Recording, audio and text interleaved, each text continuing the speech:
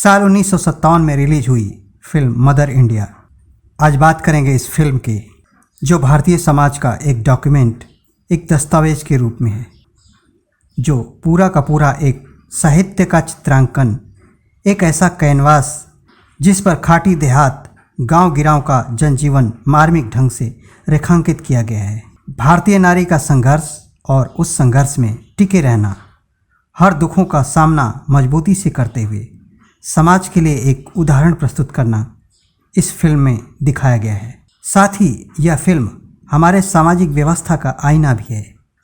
इसमें कोई दो राय नहीं कि समाज के एक कमज़ोर वर्ग को अपने ही देश के उच्च लोगों ने इस कदर लूटा कि अंग्रेज भी उनके सामने कुछ नहीं थे। उनके अन्याय अत्याचारों की ढेरों कहानियां हैं। जमींदार सेठ साहूकारों ने गरीबों की ज़मीनें हथिया ली। कोरे कागज़ों पर अंगूठा लगाकर गरीबों को जीवन भर के लिए गुलाम बना लिया। देश दो तरह की गुलामी की जंजीर में जकड़ा रहा। एक तरफ अंग्रेज तो दूसरी तरफ अपने ही देश के उच्च लोग गरीबों पर अत्याचार करते रहे। मदर इंडिया फिल्म में ऐसे ही दृश्यों को दिखाया गया है। फिल्म मदर इंडिया का टाइटल अमेरिकी लेखिका कैथरीन मायो द्वारा 1927 में लिखित पुस्तक मदर इंडिया से लिया गया है, जिसमें मायो ने भारतीय नारी की दुर्दशा, अछूतों के प्रति भेदभाव और देश में गरीबों पर जानवरों से बदतर सुलूक को बताया। इस किताब का भारी विरोध हुआ। मायो का पुतला तक जलाया गया। खैर, इस फिल्म के निर्माता निर्देशक महबूब खान ने अमेरिकी लेखक पर्ल एस बक की किताब द गुड अर्थ व द मदर से प्रेरणा ली और 1940 में उन्होंने फिल्म औरत का निर्माण किया था। तो वास्तव में मदर इंडिया फिल्म औरत का रीमेक थी। महबूब खान ने संवेदनशील तरीके से कहानी पर कार्य किया और उन्हें डायलॉग लिखने में वजाहत मिर्जा व एस अली रजा ने मदद की। यह फिल्म आगे चलकर कई फिल्मों जैसे यश चोपड़ा की दीवार, तेलुगु में बंगारू तल्ली और तमिल में पुनिया भूमि फिल्म के लिए प्रेरणा स्रोत रही। मदर इंडिया फिल्म का म्यूजिक महान संगीतकार नौशाद ने दिया और गीत शकील बदायूनी ने लिखा है। गांव के मिट्टी की मोहक खुशबू मदर इंडिया के गानों में मिलेगी और साथ में अन्याय और गरीबी में इंसान के मन के रोने की आवाज़ भी। चलिए अब इस फिल्म की कहानी की ओर चलते हैं। फिल्म की शुरुआत वर्तमान काल में गांव के लिए एक पानी की नहर के पूरा होने से होती है। राधा गांव की मां के रूप में नहर का उद्घाटन करती है। अपने गुजरे दिनों पर नज़र डालती है जब वह एक नई नवेली दुल्हन थी। राधा और शामू की शादी का खर्चा राधा की सास ने सुखी लाला से उधार लेकर उठाया था। इसके कारण गरीबी और मेहनत के कभी न खत्म होने वाले चक्रव्यूह में शामू का परिवार फंस जाता है, क्योंकि धोखे से साहूकार सुखीलाल राधा की सास का अंगूठे का निशान खाली कागज़ पर लेकर उस पर अपने मुताबिक शर्त लिख लेता है। पंचायत बुलाई जाती है और गांव के सरपंच सुखीलाला के हित में फैसला सुनाते हैं, जिसके तहत शामू और राधा को अपनी फसल का 1/3 हिस्सा सुखीलाला को 500 रुपये के ब्याज के तौर पर देना होगा। अपनी गरीबी को मिटाने के लिए शामू और राधा जी तोड़ मेहनत करते हैं।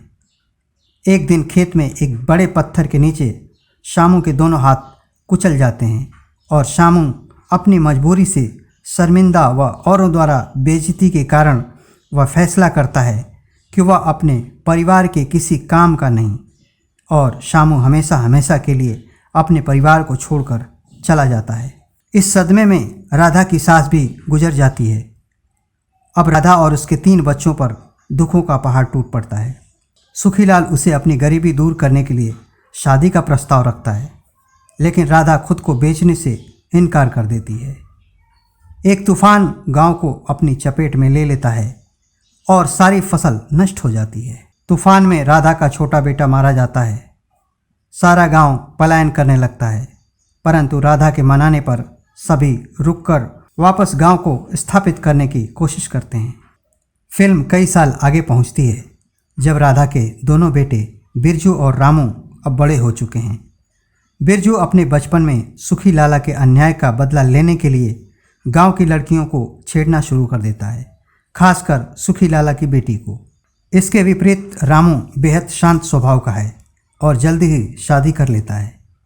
उसका एक बेटा होता है, लेकिन जल्द ही पूरा परिवार फिर से गरीबी का शिकार हो जाता है।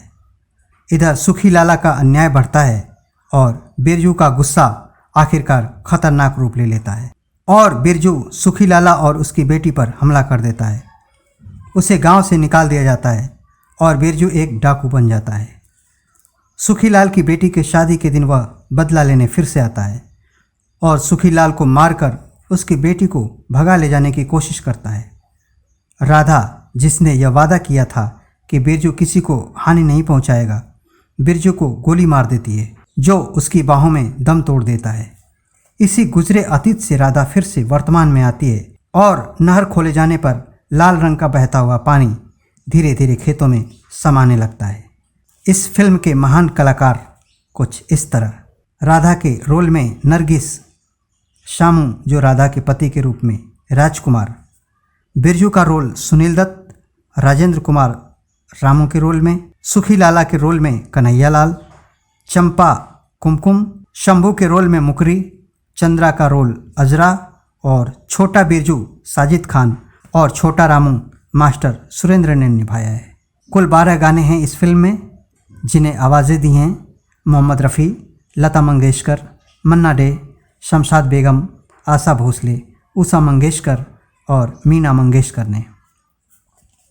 मदर इंडिया फिल्म सुपरहिट साबित हुई।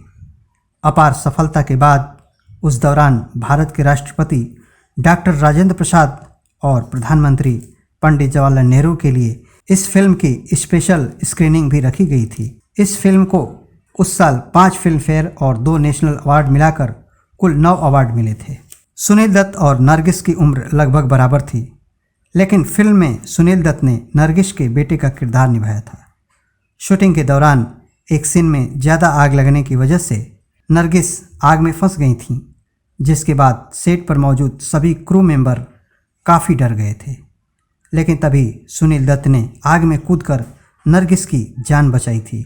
इस दौरान सुनील दत्त को काफ़ी चोटें भी आईं, लेकिन इस एक्सीडेंट के बाद नरगिस सुनील दत्त से प्यार करने लगी थी और अगले ही साल दोनों ने शादी कर ली। निर्माता निर्देशक महबूब रमज़ान खान ने इस फिल्म की कहानी को बड़े मार्मिक तरीके से लिखा था।